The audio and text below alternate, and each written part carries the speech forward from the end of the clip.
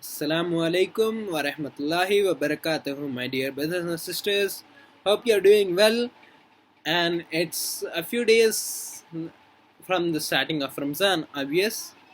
So let me go through another important aspect of our lives, and it is patience, sabr.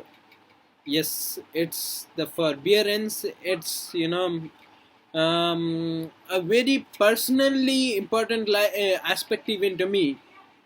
you know it has, if you observe carefully, many important things to teach us in life. That is like, if we adopt patience, it's not just to wait for a certain thing to come into our lives, or for a certain thing to happen, or for a certain thing to be given.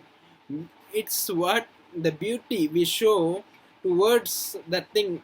I mean, like, we wait in a beautiful manner, we bear that thing, and we don't get irritated to it, that, oh my god, how long does it take? Or we are so irritating as a person that it you know terrifies other people who are in our surroundings, our companions, our friends and all. So likewise, let me give you an example of an incident which I came across today in my readings. So it is from this book, which is Muhammad Sallallahu Alaihi Wasallam, his character and conduct. This is written by Adil Salahi. So let me go through the incident faster and better. So it's an incident of a Jew. It's a Jew who is of Medina, actually, and he is Zaid ibn Sana. His name is Zaid ibn Sana, and he was standing nearby to the Prophet Muhammad sallallahu alaihi wasallam when a certain news of distress, or certain information that a community needs relief supplies came to the Prophet, and he had nothing actually to give to them or supply as relief. So what happens is, this Jew standing nearby, who is Zaid ibn Sana, he offers help to the Prophet in an agreement. Yeah, that's a deal. What deal happens is, he makes an agreement that he offers handsome amount of money to the Prophet to obtain relief supplies, and in return he sees this as an advance payment. Yes, an advance payment that will serve for a quantity of dates he has to receive from a farm, a particular farm, and a certain amount of dates and a certain date it is. I mean, it's a certain day on which he has to receive the quantity of dates. So the Prophet, actually agreed upon the terms and conditions, that he will deliver it on that day. Later upon, when the Prophet and his companions were attending a funeral of an Ansar companion, that means a local nearby companion in Medina, what happens is, the Jew reports 2 to 3 days prior. Even note this: 2 to 3 days priorly, and he comes nearby. It is like he catches hold of the Prophet by his robe, and then he looks hard at him and harshly says that, won't you pay me what is due to me? That is, he asks him of those dates actually. Now, normally the companions surrounding the Prophet get angered, and the most prominent is Umar bin Khattab. Umar gets much angry, and he gets like, he says, you enemy of God, how dare you say and do to God's messenger what I have heard and seen?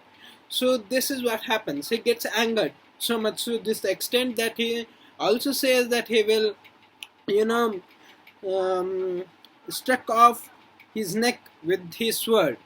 So this is what happens. He gets so angry and scares him actually. Now the Prophet, getting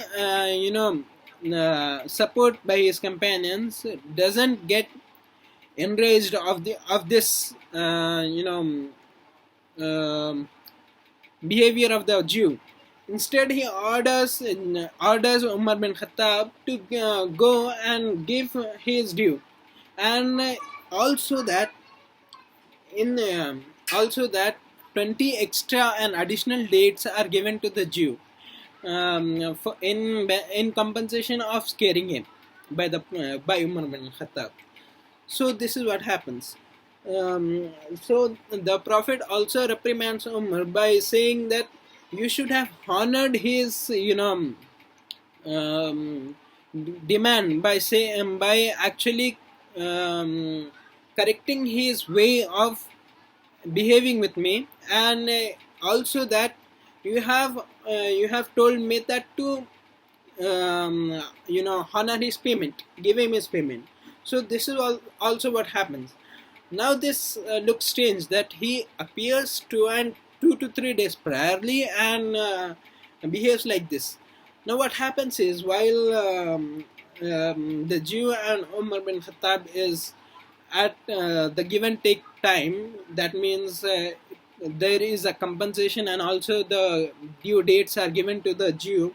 That time the Jew says this: when I saw Muhammad, I recognized in his face all the signs confirming prophethood, as they are mentioned in our scriptures, except for two aspects that I needed to test. These are that his forbearance controls his anger, and that the more harshness is shown to him, he is more forbearing. That means the Jew wanted to test patience that the messengers actually had. And then he says, I would like you, Umar, to be my witness that I believe in God as my Lord, and that I am happy to follow Islam as my faith and Muhammad as the Prophet. So, this happens. And actually, you see, last, the Jew who was said to be a well known Rabbi, that means a religious scholar in the Jewish community, to accept Islam. Zayd ibn Sana accepted Islam and then accompanied the Prophet in many other expeditions also, which were necessary in the Islamic history. So you see, my brothers and sisters, it was necessary and it also helped to gain success in the Prophet's mission. It's a necessary aspect to patience and forbearance, forgiving, for being patient is a necessary aspect to be successful in life. So hope you understand. And I would also narrate a beautiful incident of my past. This is the photo of me in Medina with my mother. You can see I'm very much fat at the time. Changed. So what happens is, at that time my mother had forgotten her purse, which contains jewelry or something, precious material, near the shops in Medina. So I was not so concerned about it at that time. So my uncle, which were nearby, asked me, why aren't you so concerned about the jewelry or something? So I said to him that there's nothing harm for it, like we are in Medina, obviously, and it's a holy city, and who would so much dare to touch a bag my mother, I mean, it belongs to her. Who would be a thief in the holy city? That means who dared to do such a grievous thing as a robbery? So obviously, what happens is, as my mother went to the shop and she got the jewelry back, my uncle remarked at the time that I didn't have even a crease of distress on my head, on my forehead. There was nothing as a harm or something like I was distressed or terrified that my mother's jewelry is missing. That's not you can say let go. Rather, it was, you can say, calmness due to the forbearance, patience, and belief. You can say, obvious, it happens like that. So, assalamu alaikum, my brothers and sisters. Hope you enjoyed and hope you understood what is patience and what is forbearance and how it is of value in our lives. Assalamu alaikum wa rahmatullahi wa barakatuh.